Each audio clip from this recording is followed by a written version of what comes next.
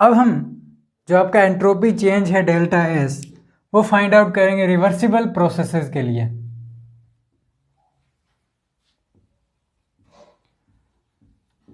Reversible processes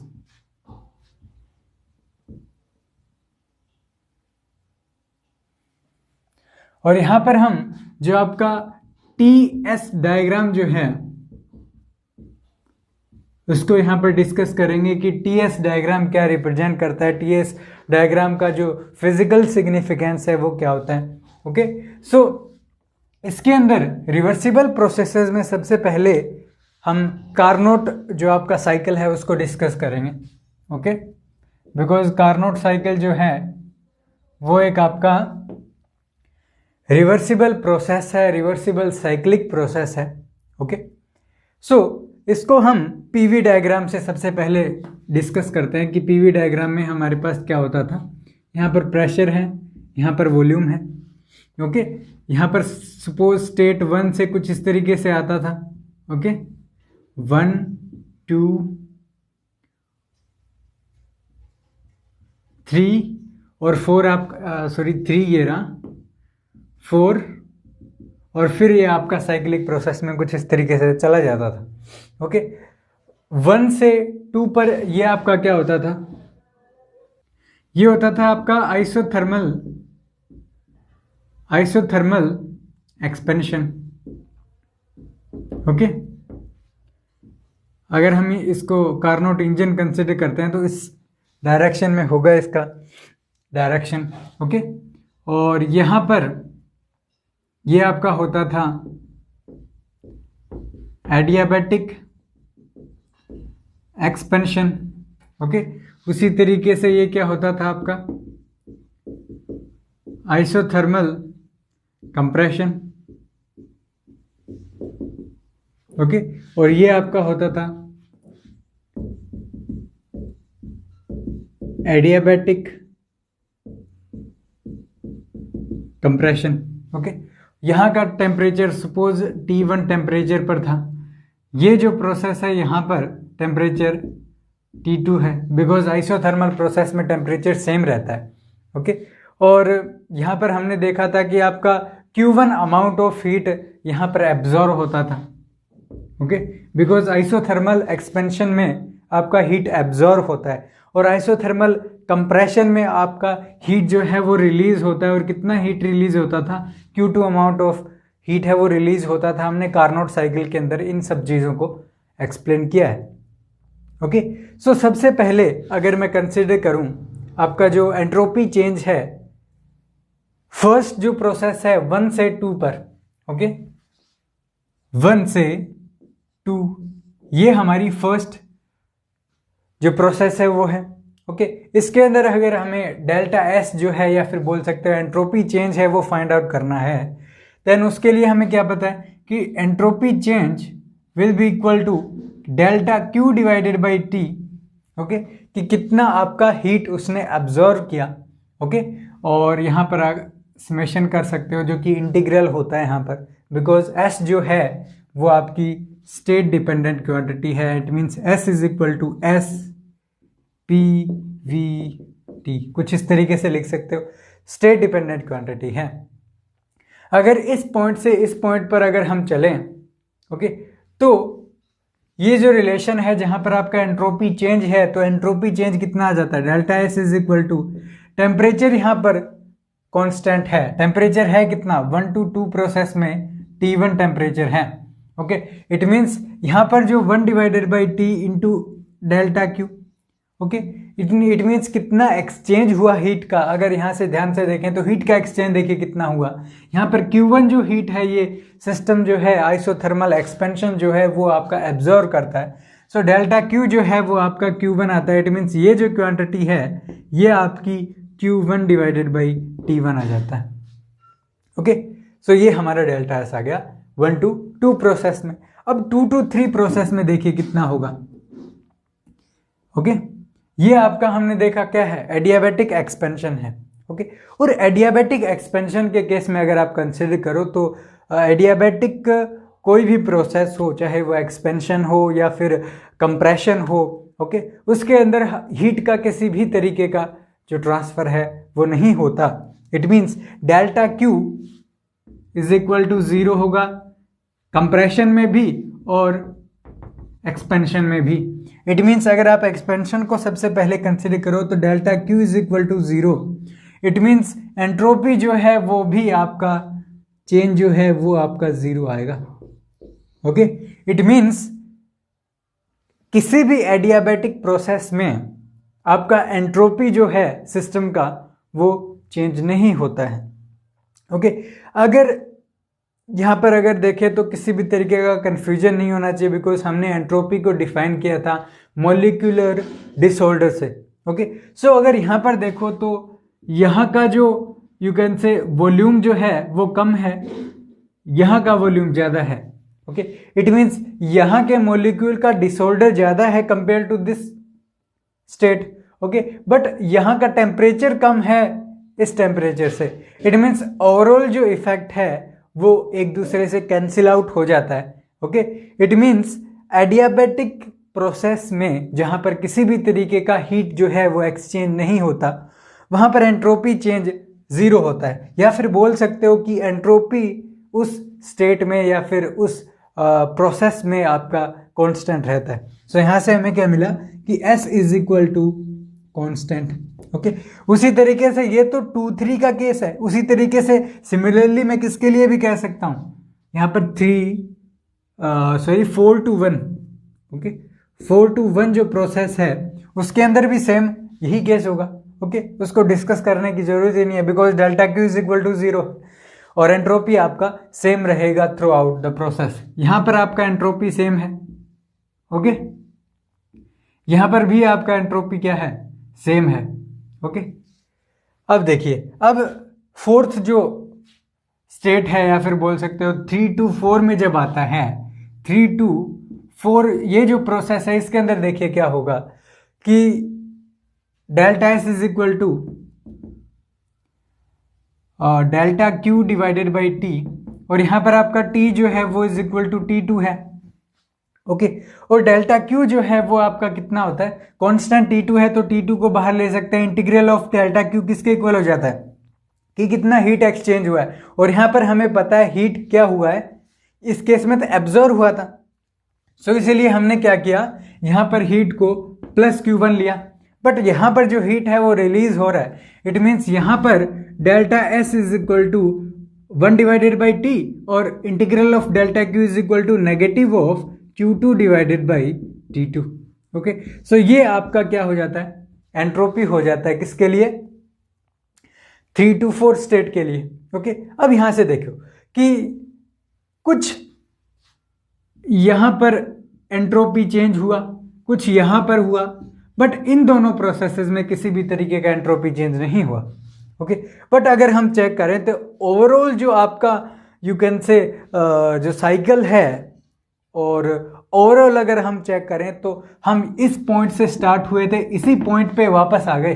it means हम सबसे पहले कंसिडर क्या कर रहे हैं कि आपका एंट्रोपी जो है वो एक स्टेट डिपेंडेंट क्वांटिटी है। इट मीन्स आप इसी स्टेट से चले और इसी पर वापस आ गए, तो ओवरऑल अगर मैं चेक करूं कि delta S equivalent will be equal to 0, ये हमारा आना चाहिए यहाँ पर।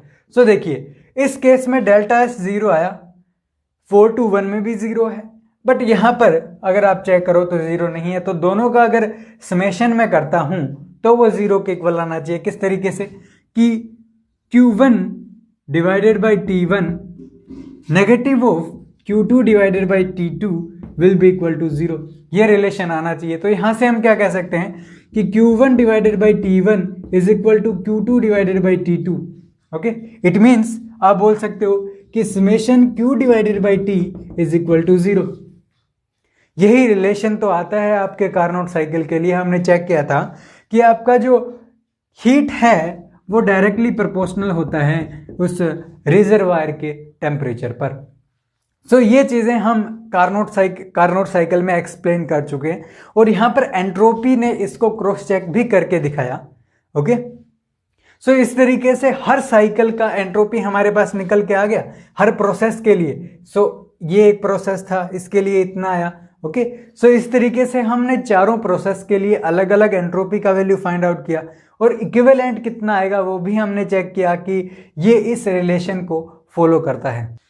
अब अगर याद हो आपको तो हमने जो एडियाबेटिक प्रोसेस है वहां पर हमने जो कांस्टेंट क्वांटिटी है उसके लिए सब्सक्रिप्ट एस का यूज किया था।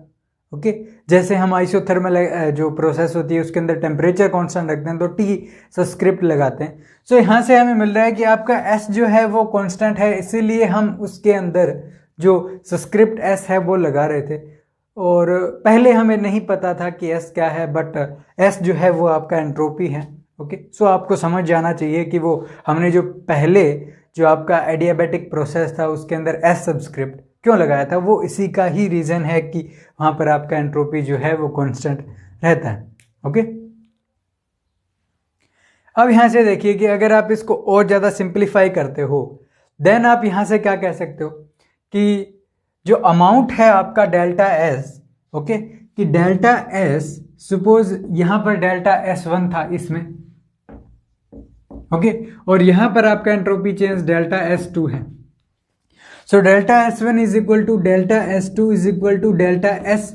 ओके, सो हम यहां से क्या कर सकते हैं कि delta S is equal to Q one divided by T one, okay, और आप बोल सकते हो कि Q two divided by T two. Okay, यहां पर बिकॉज टेम्परेचर आपका टी टू है। ओके, सो अगर यहां से अगर आप चेक करो तो यहां से क्या कह सकते हैं हम कि Q one is equal to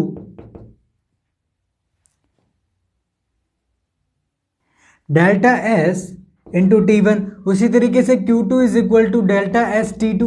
okay, और अगर आप इफिशियंसी फाइंड आउट करना चाहो उस कार्नोट इंजन का देन हम क्या कह सकते हैं कि आपका जो इफिशियंसी है वो is equal to 1 minus Q2 divided by Q1। और यहां से अगर आप चेक करो तो Q2 और Q1 का वैल्यू यहां से पुट करते हैं देन देखिए हमारे पास क्या मिलता है।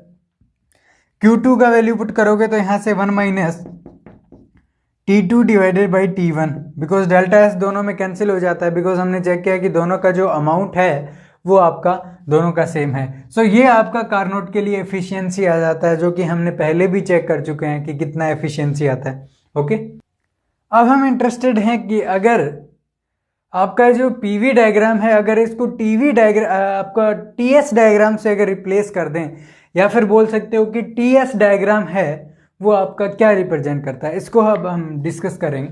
ओके, सो यहां से सबसे पहले जो डायग्राम है वो बनाते हैं, कार्नोट साइकिल के लिए ही करेंगे इसको।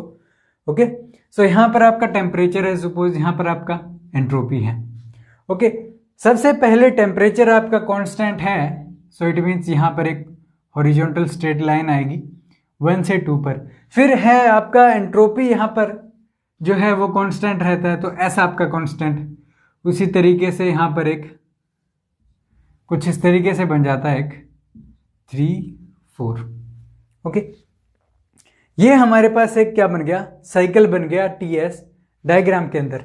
ओके, अब हम चेक करना चाहते हैं कि क्या रिप्रेजेंट करता है टी एस, आपका जो यू कैन से डायग्राम है वो। ओके, अब यहां से अगर आप चेक करो तो हमें पता है कि आपका जो डेल्टा एस जो है वो इज इक्वल टू किसके इक्वल होता है, delta Q divided by T के, और आप इसका इंटीग्रेशन करके टोटल फाइंड आउट कर सकते हो। ओके, अब देखिए कि यहां से अगर मैं इसका एरिया चेक करूं, इस जो आपका ये जो एरिया है इनक्लोज्ड, इसका एरिया क्या है, so T into delta S इसका एरिया होगा ना। आप यहां से लिख सकते हो कि टी इंटू डेल्टा एस इसका क्या होगा, एरिया होगा। सो यहां से हम क्या कह सकते हैं कि डेल्टा एस इंटू टी या फिर T delta S is equal to delta Q, कि कितना हीट एक्सचेंज हुआ है किसी भी साइकिल में वो इज इक्वल टू होगा कि कितना जो यू कैन से हीट कितना उसका एंट्रोपी चेंज है इनटू उसका टेम्परेचर। सो यहां पर अगर आप चेक करोगे तो फर्स्ट प्रोसेस में क्या होता है, फर्स्ट प्रोसेस में टी इंटू डेल्टा एस किसके इक्वल होगा, या फिर बोल सकते हो कि area under the curve. Okay, 1 2 curve के अंडर में कितना एरिया आ रहा है जो कि कितना है, यहां से अगर आप चेक करो सो ये जो टोटल एरिया होगा, ये जो टोटल एरिया है 1 2 के नीचे, ये जो है ये किसके इक्वल हो गया, डेल्टा क्यू। और डेल्टा क्यू होता कितना है इस केस में, Q1। Okay, it means heat जो यहां पर एब्जॉर्ब हुई है वो ये फाइंड आउट करता है। तो यहां से हम क्या कह सकते हैं कि इसका जो एरिया है वो हीट को रिप्रेजेंट करता है, बट इसका जो एरिया है P इंटू डेल्टा वी वो आपका वर्क डन को रिप्रेजेंट करता है और ये आपका हीट को रिप्रेजेंट करता है। सो इसीलिए इसको हम क्या कहते हैं, इसको हम कहते हैं आपका वर्क डायग्राम। ओके, उसी तरीके से इसको हम बोलते हैं हीट डायग्राम, बिकॉज इसका जो एरिया है वो हीट को रिप्रेजेंट करता है और इसका जो एरिया है वो आपका वर्क डन उसको रिप्रेजेंट करता है। तो ये आपका Q1 आ गया, देखिए। ओके, और 2 3 के अंडर कोई एरिया आता ही नहीं है, उसी तरीके से 1 और 4 के अंडर भी कोई एरिया नहीं आता, बट 3 और 4 के अंडर कुछ एरिया है जो कि ये है। ओके, अगर आप चेक करो एरिया अंडर द कर्व, ये हमारा हो जाता है ना, ये वाला जो एरिया है ये हमारा एरिया किसके इक्वल हो जाता है कि 4 3 में कितना हीट एक्सचेंज हुआ है वो आपका इक्वल होगा मल्टीप्लाई टी डेल्टा एस के। सो यहां से ये वैल्यू किसके इक्वल हो जाती है, ये वैल्यू होगी आपकी कि कितना हीट एक्सचेंज है, delta Q is equal to Q2 के। ओके, सो यहां से अगर आप देखिए क्या फाइंड आउट कर सकते हो यहां पर कि टी डेल्टा एस से आप उसका हीट फाइंड आउट कर सकते हो। सबसे इंपॉर्टेंट पॉइंट तो ये है, इसलिए हम इसको हीट डायग्राम बोलते हैं। ओके, बट यहां पर अगर आप चेक करो तो 1 2 प्रोसेस में हीट आपका एब्जॉर्ब होता है। ओके, और इस प्रोसेस में जहां पर आपका कंप्रेशन होता है उसमें हीट रिलीज होता है। सो डेल्टा क्यू यहां पर नेगेटिव होगा, नहीं कि पॉजिटिव है, सो नेगेटिव Q2। ओके, उसी तरीके से ये आपका पॉजिटिव होगा। सो अगर हम ओवरऑल चेक करें इस कंप्लीट साइकिल में कितना हीट एक्सचेंज है, डेल्टा क्यू जो है total heat you can say absorbed भी बोल सकते हो, और you can say used, heat कितना यूज किया है इसने कार्नोट साइकिल ने। ओके, सो वो किसके इक्वल हो गया अगर आप चेक करो तो Q1 plus minus Q2, it means Q1 minus Q2। Okay, और कार्नोट साइकिल में हमने क्या डिस्कस किया था कि इसका जो वर्क डन होता है W is equal to Q1 minus Q2 होता है। ओके, कि कितना हीट इसने यूज किया है वही तो वर्क डन में चेंज होगा अगर ये एक आइडियल केस लेके चल रहे हैं देन। ओके, सो यहां से हमारे पास आया क्या कि W is equal to Q1 minus Q2। Okay, so हमें यहां से मिला क्या कि टी डेल्टा एस देता तो एनर्जी है, बट इस केस में एक साइक्लिक प्रोसेस में टी डेल्टा एस जो है वो आपका रिप्रेजेंट करता है वर्क डन को, उस प्रोसेस में कितना वर्क डन होगा। ओके, ये ओनली पॉसिबल किसके लिए है, ओनली आपका एक साइक्लिक प्रोसेस के लिए, बिकॉज अगर आप चेक करोगे तो एक साइक्लिक प्रोसेस में कितना हीट एक्सचेंज हुआ है या फिर बोल सकते हो कि कितना इक्विवेलेंट हीट उसने यूज किया है वो आपका वर्क डन के इक्वल होता है अगर वो आपका हीट इंजन है देन उसी केस में होगा। ओके, सो हीट इंजन है हमारा, इट मींस टोटल जो वर्क डन है वो Q1 माइनस आपका Q2 हो जाता है। ओके, और हमें पता है कि जो इफिशियंसी है, इफिशियंसी इज इक्वल टू किसके इक्वल होती है, आपका work done divided by Q1। सो ये आपका हो जाता है 1 minus Q2 divided by Q1। Okay, और हमने पहले भी चेक कर चुके हैं Q2 और Q1 की टर्म्स में, बट यहां से आप एक बार और चेक कर सकते हो कि डेल्टा एस दोनों केस में सेम है। कैसे कह सकते हैं, बिकॉज ये जो लेंथ है इस कर्व का यहां से लेकर यहां तक, यहां से लेकर यहां तक ये सेम है, इट मीन्स डेल्टा एस दोनों में सेम है, बट टेम्परेचर यहां पर सपोज T1 है, यहां पर T2 है, देन यहां पर अगर आप बोलो तो Q1 जो है वो is equal to delta S into T1 होगा। ओके, और Q2 जो है वो is equal to delta S into T2 होगा। तो यहां से अगर आप वैल्यू पुट करोगे तो efficiency is equal to 1 minus T2 divided by T1 आ जाता है। ओके, सो इस तरीके से आप टी और एस डायग्राम से आप क्या कर सकते हो, जो हीट है किसी भी सिस्टम में हीट कितना एब्जॉर्ब हुआ है या फिर कितना उसने रिलीज किया है हीट, वो TS डायग्राम की हेल्प से आप फाइंड आउट कर सकते हो। तो ये एक important you can say physical significance होता है आपका TS डायग्राम का। ओके, और हमने यहाँ पर जो आपका कार्नोट साइकिल है उसको हमने कंप्लीटली डिस्कस किया, उसका एंट्रोपी फाइंड आउट किया हर स्टेज में, हर प्रोसेस के अंदर। ओके, फिर उसी सिस्टम को हमने TS डायग्राम की हेल्प से एक्सप्लेन किया, उसका वर्क डन जो है वो फाइंड आउट किया कि कितना वर्क डन होता है उसका और कितना एफिशिएंसी होगा उस सिस्टम के अंदर। और अगर आप इस वर्क डन को अगर और देखना चाहो तो Q1 माइनस Q2 करोगे तो डेल्टा एस और यहां से आप क्या कर सकते हो T1 minus T2। Okay, so यहां से आप ऐसे भी कर सकते हो कि एंट्रोपी चेंज जो है वो कुछ ऐसे भी फाइंड आउट कर सकते हो। कैसे कि delta S is equal to Q1 minus Q2 divided by T1 minus T2। But ये एक पर्टिकुलर केस के लिए ही होगा जो हमारा कार्नोट साइकिल है, सिर्फ उसी के लिए। ओके, हर किसी के लिए नहीं होगा, सिर्फ इसी केस के लिए। ओके, और भी फॉर्म्स आ सकती हैं कि delta S is equal to कितना हो जाता है कि delta S is equal to Q1 divided by T1 और Q2 divided by T2। Okay, reversible जो प्रोसेस है उसके अंदर सबसे पहले हमने कार्नोट साइकिल को डिस्कस किया।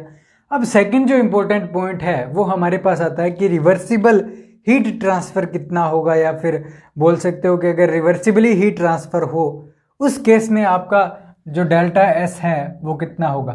ओके, डेल्टा एस, और यहाँ पर हम एक स्पेशल केस लेके चल रहे हैं।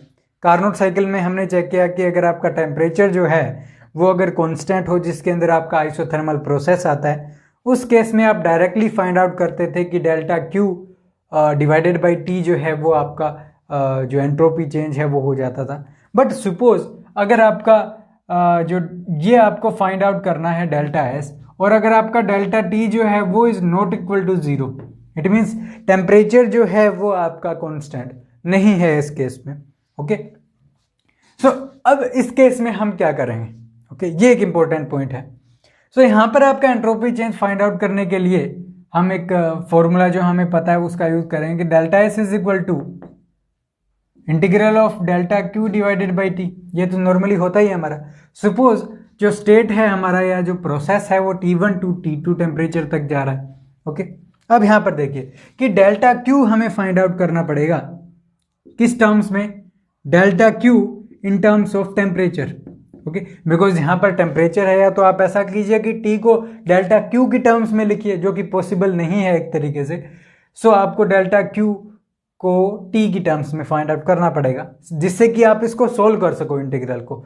ओके, सो यहां पर देखिए हमें एक रिलेशन पता था क्या कि जो स्पेसिफिक हीट नहीं sorry heat capacity.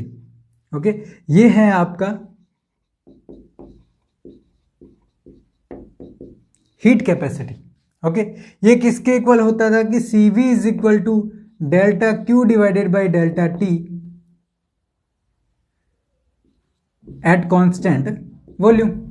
Okay, so यहां से हम क्या करते थे कि आपका डेल्टा क्यू जो है, डेल्टा क्यू वो इज इक्वल टू किसके इक्वल हो जाता था CV इंटू डी टी, और ये जो है ये आपका हीट कैपेसिटी होता है किसी भी गैसीय सिस्टम के लिए। ओके, सो यहां पर अगर आप चेक करो, सो आप इसका वैल्यू जो है वो यहां पर पुट कर सकते हो बिकॉज ये इन टर्म्स ऑफ टेम्परेचर है। ओके, सो यहां से हम क्या कह सकते हैं कि ये जो रिलेशन है डेल्टा एस वो इज इक्वल टू किसके इक्वल आ जाता है कि T1 टू T2 जा रहा है, और यहां पर CV जो है जो कि कांस्टेंट है तो इसको बाहर लीजिए dt डिवाइडेड बाई टी। सो ये आपका कितना हो जाता है CV ln T। ओके, और ये जो है ये आपका T1 टू T2 जा रहा है, इट मीन्स ये जो आपका डेल्टा एस है वो इज इक्वल टू कितना हो जाता है CV ln T2 divided by T1। Okay, ये आपका फर्स्ट रिलेशन है। ओके, अब कई बार कंफ्यूजन हो जाता है कि आपका स्पेसिफिक हीट क्या होता है और हीट कैपेसिटी क्या होता है। सो अब हम स्पेसिफिक हीट कैपेसिटी देखेंगे कि अगर स्पेसिफिक हीट कैपेसिटी अगर आपको दिया हो तो कैसे फाइंड आउट करोगे। ये तो आपका हीट कैपेसिटी है यहां पर किसी भी सिस्टम का, सॉलिड लिक्विड गैस जो भी हो अपने हिसाब से। सो यहां से अगर आपको स्पेसिफिक हीट कैपेसिटी अगर दिया हो, देन आप क्या करोगे, इसको स्मॉल सी से रिप्रेजेंट करते हैं, किसके इक्वल होता है आपका, कि आपका CV कितना है डिवाइडेड बाय उस सब्सटेंस का मास कितना है, यही तो होता है स्पेसिफिक हीट। ओके, अगर आप यहां पर CV का वैल्यू यहां से पुट कर दो तो CV is equal to small c into आपका जो मास है उस सब्सटेंस का वो। सो इन दोनों का वैल्यू पुट करके आप CV फाइंड आउट कर सकते हो ना। इट मीन्स कि यहां पर अगर आप वैल्यू पुट करो, यहां पर अगर वैल्यू पुट करें CV, तो delta S is equal to m small c, ये जो है ये आपका स्पेसिफिक हीट कैपेसिटी है। ओके, MC और ln T2 divided by T1, ये जो रिलेशन है ये दूसरा रिलेशन आ गया। सो इन दोनों रिलेशन में किसी भी तरीके का कंफ्यूजन नहीं होना चाहिए कि ये जो है ये आपका स्पेसिफिक हीट कैपेसिटी नहीं है, ये हीट कैपेसिटी है, और ये आपका स्पेसिफिक हीट कैपेसिटी होता है। ओके, आपको मास जो है सब्सटेंस का उससे मल्टीप्लाई करना पड़ता है उसको। अब अगर हम इसका कर्व बनाना चाहें तो किस तरीके से बना सकते हैं, कि ये जो प्रोसेस है सपोज कुछ इस तरीके से हो सकती है कि यहाँ पर आपका टेम्परेचर है, यहाँ पर आपका एंट्रोपी है। ओके, और यहाँ पर अज्यूम करते हैं कि आपका T2 जो है वो इज ग्रेटर देन T1 है। इट मीन्स ये क्वांटिटी आपकी पॉजिटिव आ जाती है। ओके, और T1 यहां पर है सपोज T2,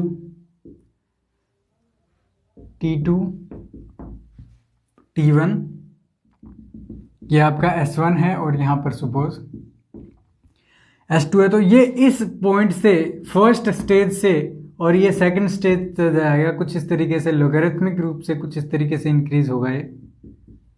ओके, कुछ इस तरीके से हमारे पास कर्व आएगा स्टेट 1 से स्टेट 2 तक। ओके, सो इस तरीके से आप किसी भी प्रॉब्लम को सोल्व कर सकते हो जिसके अंदर आपका जो टेम्परेचर है वो आपका कांस्टेंट नहीं है। उस केस में आप एंट्रोपी चेंज जो है वो फाइंड आउट कर सकते हो अगर आपको उसका हीट कैपेसिटी पता हो, या फिर स्पेसिफिक हीट कैपेसिटी अगर उस सब्सटेंस का पता हो, और अगर स्पेसिफिक हीट कैपेसिटी पता है तो उसका मास भी हमको पता होना चाहिए। ओके।